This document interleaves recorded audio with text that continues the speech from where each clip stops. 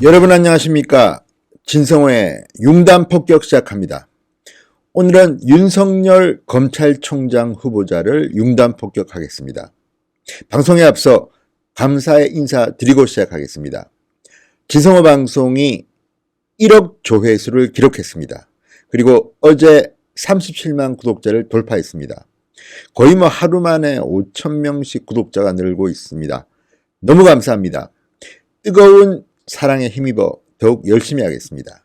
그리고 혹시 아직도 진성호 방송의 구독자가 아니신 분들은 붉은색 구독 버튼 꼭 눌러주십시오. 무료입니다. 열심히 하겠습니다. 자, 오늘 윤석열 검찰총장 후보자에 대한 인사청문회가 열립니다. 바로 오늘입니다. 드디어 결전의 날이 다가왔습니다. 자유한국당 의원들은 벼르고 있습니다. 특히 이번에 긴급 투입된 김진태 의원, 그리고 목소리 크기로 유명한 장제원 의원 등등이 지금 대기 중입니다. 그리고 법사위원장이 정말 대단한 분입니다. 여상규 의원입니다. 대한민국 판사의 전설 여상규 변호사가 여상규 의원이 법사위원장입니다. 자, 오늘 여러분 TV 중계되는 청문회 꼭 보십시오. 설령 문재인 대통령이 윤석열 후보자를 임명 강행하더라도 과연 그동안 윤석열이라는 검사는 어떤 사람이었나, 어떤 의혹들이 있나를 한번 보십시오. 그리고 자유한국당 의원들이 제대로 윤석열 후보자를 검증하는지도 직접 보십시오. 그리고 민주당, 여당이 어떤 식으로 방어하는지도 한번 지켜보십시오. 지금 여당은 윤석열 후보자를 보호하기 위해서 황교안을 공격한다는 첩보도 있습니다. 아무튼 결전의 날이 밝았습니다. 드디어 오늘이 윤석열 후보자 인사청문회입니다. 자, 어떤 일들이 벌어질지 한번 간단하게 예상해 보겠습니다. 자, 윤석열 후보자는 무엇보다도 문재인 정권이 들어서자마자 파격적으로 서울중앙지검장에 임명됩니다.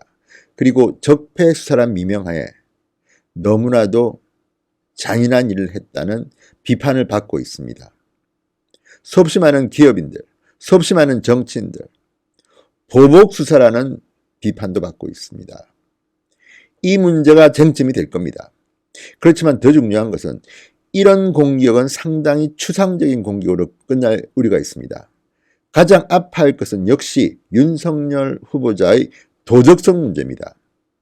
그동안 언론에서 제기됐던 문제들이 꽤 많습니다.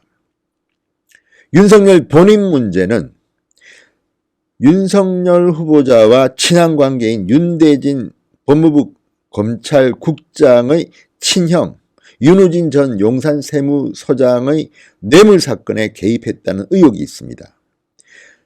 변호사법을 위반해서 직접 변호사를 소개해줬다는 의혹도 있고, 또 이 윤우진 전 용산세무서장이 향응을 받든 그리고 뇌물을 받았든 업자로부터 업자의 돈으로 골프를 치고 향응을 받는 멤버였다는 시사저널의 보도도 있었습니다.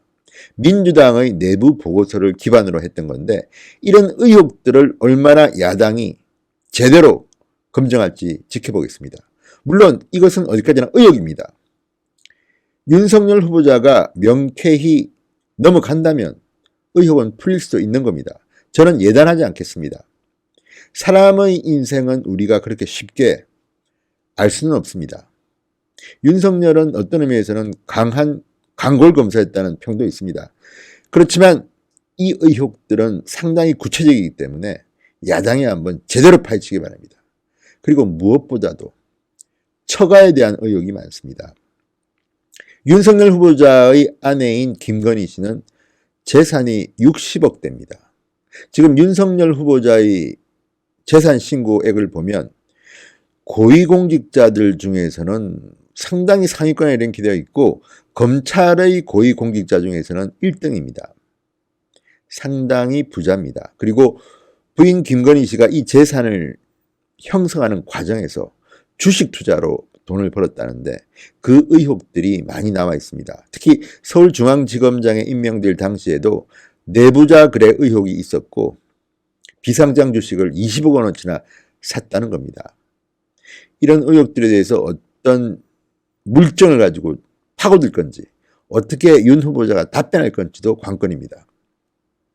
그리고 부인 김건희 씨가 문화기획, 전시 이런 사업을 하는 대표입니다. 삼성전자 등 대기업 협찬 문제가 도마 위에 올 것 같습니다. 은행들도 상당히 협찬을 많이 했는데 은행은 사실 권력의 영향을 많이 받는 그런 기업입니다. 이 문제도 상당히 뜨거울 것 같습니다. 그리고 무엇보다도 장모 사기 사건 문제. 김진태 의원이 따로 기자회견을 열고 장모 사기 사건 의혹에 대해서는 칼을 갈고 있다고 그랬습니다. 누가 봐도 문제가 많은데 유독 윤석열 후보자의 장모만큼은 늘 빠져나갔다. 누가 뒤를 봐준 것 아닌가. 이런 의혹들이 무수히 제기되고 있습니다. 그리고 또 하나, 정책 검증입니다. 지금 문재인 정부가 패스트트랙에 무리하게 올라타도록 한 법안들이 있습니다. 공수처 법안, 검경수사권 조정 관련 법안들입니다. 윤석열 후보자가 검사 시절의 소신은 검경수사권 조정에 대해서는 지금 문재인 정권이 추진하는 것과는 다른 생각을 갖고 있는 것으로 알려지고 있습니다. 과연 본인이 소신을 말할 것이냐, 아니면 문재인 정권 편을 들 것인가, 아니면 비겁하게 나는 모른다, 국회의원들이 알아서 하쇼, 이렇게 말할지도 모릅니다. 공수처법은 또 좀 독특합니다. 대법원도 반대하는 것으로 알려지고 있습니다. 왜? 이런 공수처 같은 조직이 민주주의 선진국에는 없기 때문입니다. 비슷한 사례가 중국이나 싱가포르 등에는 있다고 합니다. 홍콩, 이런 나라들은 다 독재국가입니다. 독재국가의 모델을 왜 우리가 따라가야 하냐. 프랑스나 독일 같은 선진국은 그 반대로 가고 있다고 합니다. 이 문제에 대해서는 어떻게 윤석열이 답할 것인지 상당히 많은 관전 포인트들이 지금 있습니다.